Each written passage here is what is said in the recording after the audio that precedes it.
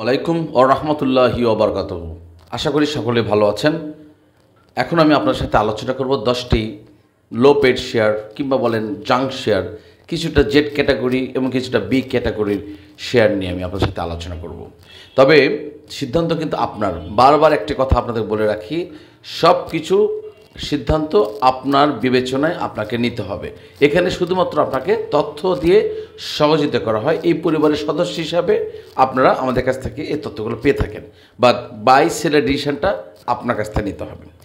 আজকের বাজারকে যদি আমরা একটু পর্যালোচনা করি, বাজারের যে গতি, যেটা আমি গতকাল ভিডিওতে বলেছিলাম, সকালেও বলেছি, যে বাজার যদি আজকে 650 crore ক্রস করে, তাহলে আমরা বাজারকে একটা আলাদা লেভেলে নিয়ে যাওয়ার চিন্তা করছি, বা বাজার একটা আলাদা লেভেলে যাওয়ার পরিকল্পনা করছে।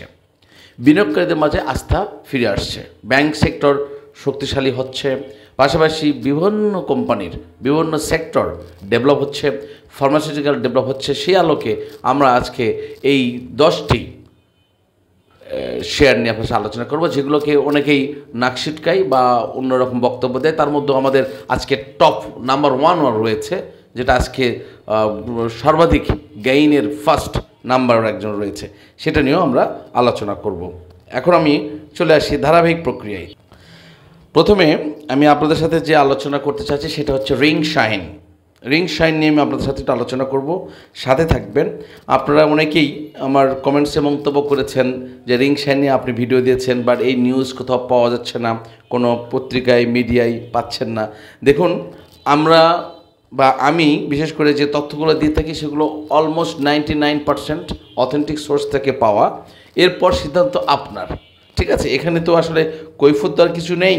আপনার এখানে রিং শাইন ফ্যাক্টরিটা চালু রয়েছে, এটা যদি আপনাকে আমি বলেছি সরজমিনে আপনি গিয়ে তদারকি করে আসেন, আপনি দেখে আসেন। ভাই, আপনি বিজনেস করতে আসছেন, আপনাকে তো একটু কষ্ট করতে হবে, তাই না? সবার শুধু একটা কথা শুনে আপনি কিনবেন, কথা শুনে লাভ করবেন, এত সহজ হলে তো দুনিয়া সব কিছুই সবাই এই শেয়ার ব্যবসায় করতো, ঠিক না? আপনি যদি ইনভেস্ট করতে চান তাহলে, বা আপনি সিদ্ধান্ত নিতে চান, তাহলে আপনি রিং শাইন ফ্যাক্টরিতে গিয়ে আপনি একটু দেখে আসুন, ভিজিট করে আসুন।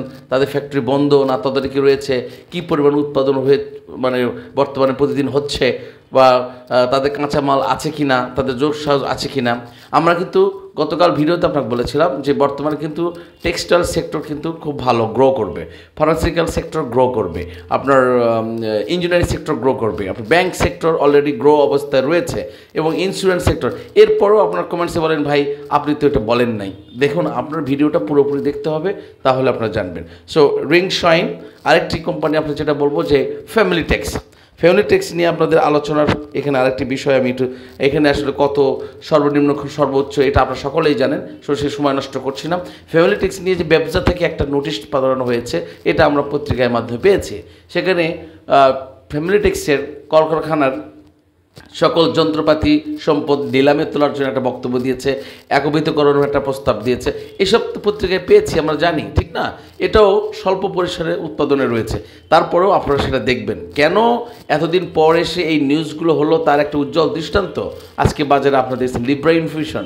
কারণ এই ধরনের নিউজ তখনই করানো হয় যখন মামুরা বা যারা এই বাজারকে ম্যানিপুলেট করে, তারা কিন্তু এই ধরনের পত্রিকায় সাংবাদিকদের মাধ্যমে নিউজ সঠিক বা সেটাকে হাইলাইট করে প্রচারিত করে। কেন? বিকজ এই যে একটা ভীতি তৈরি করে দিল, বিকজ আপনাকে ইমোশনাল করে ফেলছে, আপনাকে ভাবাইয়ে তুলেছে যে হয়তো এটা আপনি আটকে যাবেন, আপনি আর ঢুকবেন না, বা সেখান থেকে আপনি লস দিয়ে হলেও বের হয়ে যাবেন। আর এইটাই তারা একটা ফাঁদের মতো ফেতে রাখে এবং তারা সেটা কিনে নেয়। এটা কিন্তু আমাদের একদম common character of this market. যার কারণে কিন্তু আমি সেটা বলি যে আমাদের বাজারে কিন্তু আপনার এই ক্যান্ডেলস্টিক বা এই যে অন্যান্য পদ্ধতিতে যেসব অ্যানালিসিস করেন, এসব কিন্তু কাজে আসে না। কারণ আমরা বিভিন্ন রকম সোর্সের মধ্য দিয়ে আমরা জানি, যেমন আজকে হরতাল চলে গেল, সেই জায়গায় যদি কোনো বড় রকম কিছু হতো, আজকে বাজারের উপর প্রভাব পড়তো। সো আমরা সব কিছু আমরা বিচার বিশ্লেষণ করি তথ্যের উপরে। বাংলাদেশের বিনিয়োগ বাজারটা অনেকটা ইমোশনাল একটা মার্কেট। সো ইমোশনাল মার্কেটের উপর বেস করে, ইমোশনকে বেস করে অনেক কিছু সিদ্ধান্ত আমাদেরকে নিতে হয়। সো আমরা নেক্সটে চলে যাচ্ছি সিএনএ টেক্স। এটা একটা কোম্পানি নিয়ে আপনার সাথে দীর্ঘ সময় আলোচনা করেছে। সিএনএ টেক্সের ব্যাপারে আমরা অর্থ উত্তোলনের একটা ব্যাপার কোর্ট থেকে না করে দিয়েছি, এমন একটা নিউজ ফলো করে প্রচার হয়েছে। আমি খুব দেখতে পাচ্ছি বাজারে যে আস্ফলন, বাজারকে যে একটা অবস্থান তৈরি হচ্ছে, বাজারে যে একটা গতি ফিরে এসেছে, সেই অবস্থায় আমি বিশ্বাস করি সিএনএটিক্সের গতি ফিরে আসবে এবং ফেভারিটিক্সের গতি ফিরে আসবে, রিংসানের গতি ফিরে আসবে। এরপরে আমি আলোচনা করি কেপিসিএল, অর্থাৎ খুলনা পাওয়ার কোম্পানি লিমিটেড। এটা গত পরশু দিন, তার আগেও আমি 1-2 মাস আগে কেপিসিএল নিয়ে ভিডিও দিয়েছিলাম। এরপরে আপনাদেরকে সেভারাল টাইম ভিডিও দিয়েছি এবং গত বৃহস্পতিবারও আপনাদেরকে এটা আমি সকালবেলা জানিয়ে দিয়েছি। এরপরে বৃহস্পতিবার একটা হল্ট ছিল, আজকেও এটা হল্ট গেছে এবং আমি আশা করছি বাজারে যেই ইম্পর্টেন্ট মোমেন্টটা যাচ্ছে সেই জায়গায় আমি মনে করি এটা আরও বেশ কয়েকদিন এটা ভালো কিছু করবে বলে বিশ্বাস করি। পাশাপাশি সবচেয়ে গুরুত্বপূর্ণ বিষয় হচ্ছে যে বাজারের যে অবস্থা, প্রত্যেকটা কোম্পানি খুব নিম্ন পর্যায়ে রয়েছে, ম্যাক্সিমাম কোম্পানি। সো এই জায়গায় অনেক ফান্ডামেন্টাল কোম্পানির নিচ পর্যায়ে রয়েছে, অনেক লো পেড কোম্পানির নিচ পর্যায়ে রয়েছে, অনেক জাঙ্ক শেয়ার বা জেড ক্যাটাগরি বলেন, বি ক্যাটাগরি বলেন, সবাই কিন্তু একদম তলানিতে পড়ে রয়েছে। সুতরাং আপনি যদি এই জায়গাগুলোতে সিদ্ধান্ত নেন, আমি আশা করছি যে আপনার খুব বেশি ক্ষতি এখানে হবে না। এরপর আমি 5 নাম্বার বলি, Mozaffar Hossain and spinning mills limited. Mozaffar এখানে কিন্তু আপনাদেরকে যে আজকেও কিন্তু দেখুন এখানে মোজাফফর 20,51,000 শেয়ার হাত বদল হয়েছে এবং আজকে ক্লোজিং প্রাইস ছিল মুজাফফর 15 টাকা এবং 1 টাকা 40 পয়সা কিন্তু দর বৃদ্ধি পেয়েছে এবং এটা আজকে হল্ট ছিল। সো আমি কেন বলছি যে বর্তমানে স্পিনিং সেক্টরগুলো বেশ ভালো একটা অবস্থান তৈরি করবে, এটা 2 দিন ধরে আমরা বিভিন্ন মেসেজও পেয়েছি, আমরাও বলেছি, আমাদের অনেক গ্রুপের বা অনেক পরিবারের সদস্যরাও বলেছেন যে স্পিনিং সেক্টর ভালো করবে, বিকজ আমরা ভারত থেকে সুতা আমদানি করব না বলে এরকম একটা সিদ্ধান্ত এসেছে। সুতরাং আমরা স্পিনিং সেক্টরগুলোর মধ্যে আমরা এটা দেখতে পারি যে এটাও একটা আমাদের তালিকায় রেখেছি, মোট 10টির মধ্যে এটা একটি রয়েছে। এরপরে আমি আলোচনা করব কেপিপিএল, অর্থাৎ Khulna printing and packaging limited. আমার বিশ্বাস করি যে আপনি Khulna printing and paper packaging limited এটা নিয়ে আপনাদের যে ভিডিও আপনারা দেখেছেন, যারা আমার ভিডিও নিয়মিত দেখেন সেটা কিন্তু আপনারা অবশ্যই জানেন, সেটা আমি ভিডিও করেছি, আলোচনা করেছি, বারবার আপনাদের বলেছি এই ধরনের শেয়ারগুলো একটা করে নিউজ দিয়ে আপনারা কিছুদিন হাইপ করবে, দাম বৃদ্ধি করবে। পাশাপাশি যারা আটকে রয়েছেন, আমি একটা কথা বলি যে সবচেয়ে ইম্পর্টেন্ট বিষয় হলো আমরা কিন্তু একবারে কিনে আটকে যাই। ভাই মাথায় রাখতে হবে যে আপনি যে দেশে বাস করবেন, আপনি যদি মরুভূমিতে বাস করেন তাহলে আপনার প্রিপারেশনটা সেরকম রাখতে হবে। এখন আপনি যদি একবারে সব টাকা দিয়ে একটা কিনে একবারে আটকে যান তাহলে তো আপনি সেখান থেকে বের হতে পারবেন। আপনাকে একটু অপরচুনিটি রাখতে হবে। যেমন বাজারে এখন একটা উত্থান সিচুয়েশন রয়েছে, তার মানে এই নয় যে আপনি সব টাকা সেখানে নিয়ে এসে আটকে ফেলে দেবেন বা আপনি একবার আটকে যাবেন। আপনাকে একটা ক্যাপাসিটি রাখতে হবে যে এখান থেকে যদি কালকে কেপিপিএল দর পড়ে যায় বা কেপিসিএল দর পড়ে যায় বা ফেভারিটিক্স পড়ে যায় বা রিংশাইন পড়ে যায় বা আরও যেসব কোম্পানি আপনি নিয়ে চিন্তা করছেন দর যদি একটু পড়ে যায়, তো আমি সেটা সংগ্রহ করতে পারবো কি না, আমি সেখান থেকে বের হতে পারবো কি না, এই ক্যাপাবিলিটি রেখেই আপনি পারচেস করবেন বা আপনি সামনে এগিয়ে যাবেন। এরপরে আমি আলোচনা করব আপনাদের সাথে হলো জাহিন্ট স্পিন।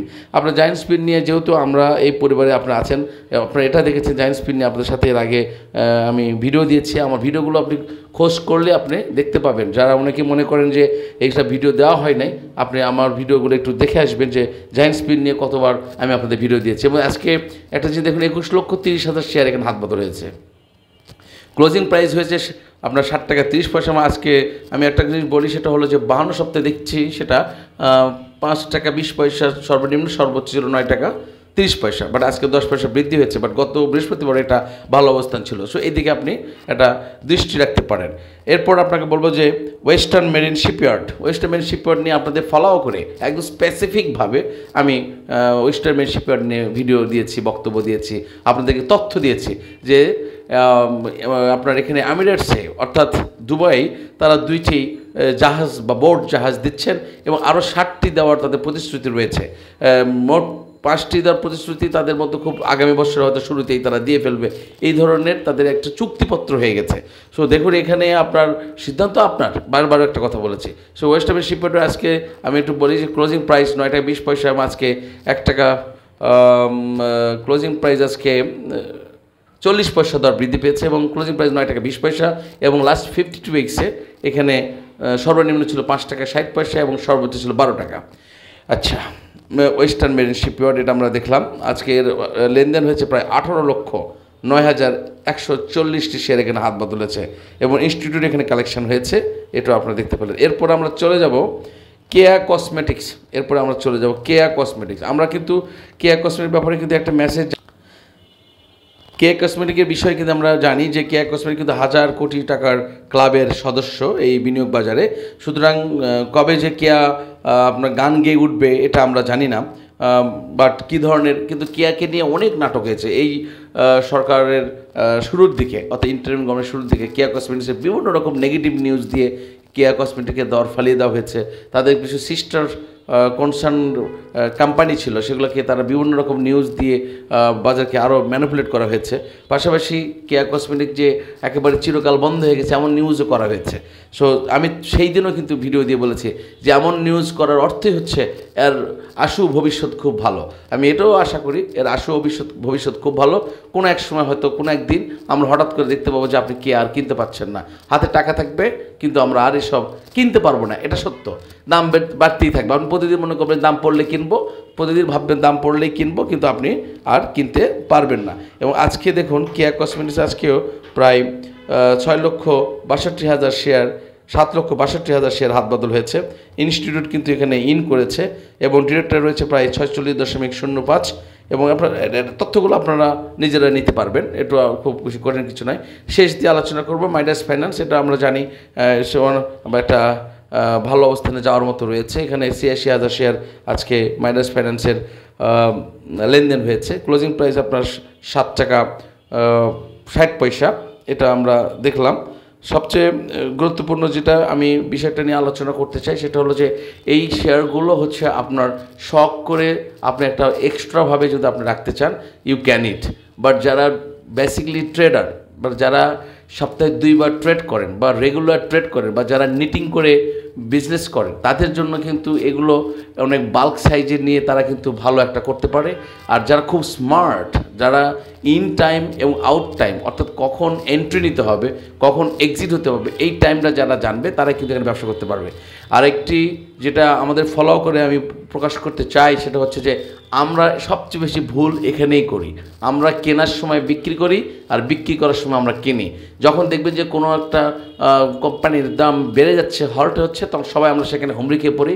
বাট ওই যে আপনি কিনবেন, আমি কিনি বা আরেকজন কিনে, কিন্তু বিক্রি করে যারা, তারা আগে থেকে কিনে এটাকে সংরক্ষণ করে রাখে। আস্তে আস্তে এটাকে যখন ম্যাচুরিটি আসে সেদিন কিন্তু হল্ট হয়ে যায়। আর এই ম্যাচুরিটির দিনে যেদিন হল্ট হয়ে যায় সেদিন যারা খেলোয়াড় তারা বিক্রি করে বের হয়ে যায়, আর যারা আমরা এই যে আদু ভাই আমরা সেদিন কিনে হাই হুতাশ করি।